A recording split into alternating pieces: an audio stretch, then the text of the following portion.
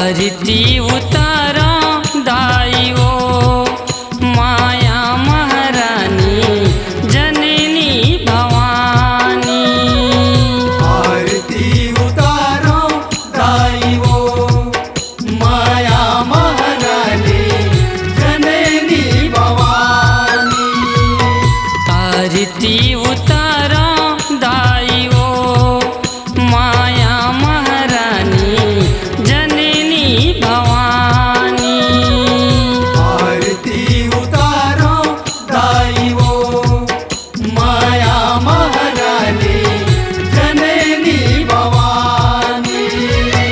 अरे पान काया फूल चढ़ाओ, अरे पान काया फूल चढ़ाओ। अरे पान काया फूल चढ़ाओ तोरे चरण मादानी ओ माया महारानी जननी भवानी। आरती उतारो दाई ओ माया महारानी जननी भवानी।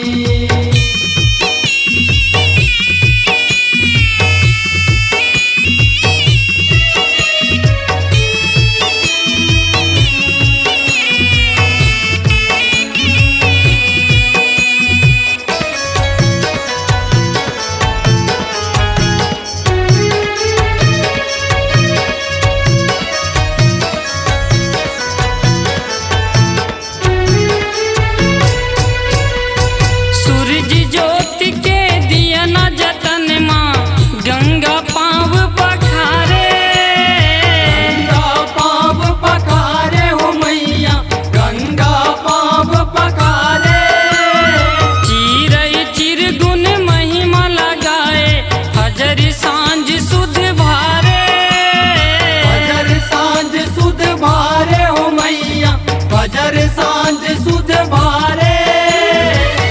लाल लंगूरवा भैरव भाके, लाल लंगूरेवा भैरव बाके।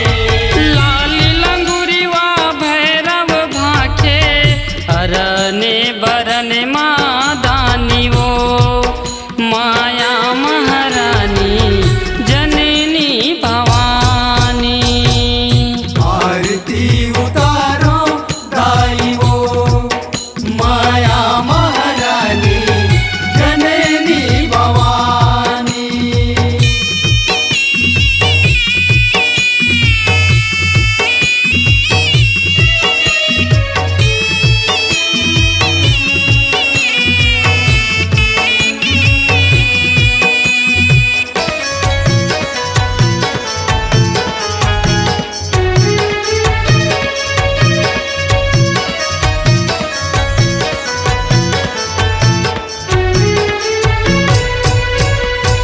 तीन लोक दस चार भुवन माँ तोरे चढ़ावे आशा। तोरे चढ़ावे आशा हो मैया, तोरे चढ़ावे आशा। 64 जोगिनी जोग जोगाए रन बन रन चौमासा। रन बन रन चौमासा हो मैया, रन बन रन चौमासा। भगति भगत के मान लराखे। भगति भगत के मान लराके।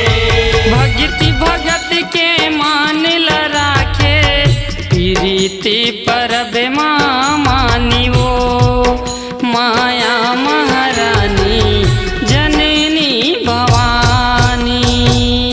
आरती उतारो दाई ओ माया महारानी जननी भवानी।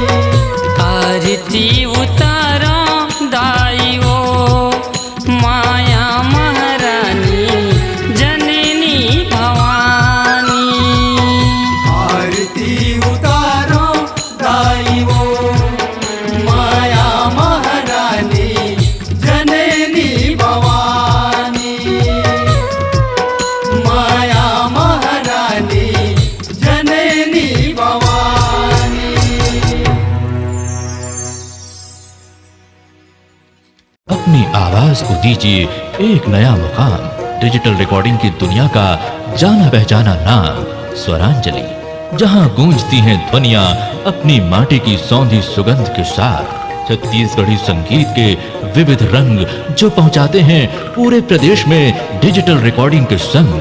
स्वरांजलि स्टूडियो, नेमीचंद गली नंबर 2, गंजपारा, रायपुर।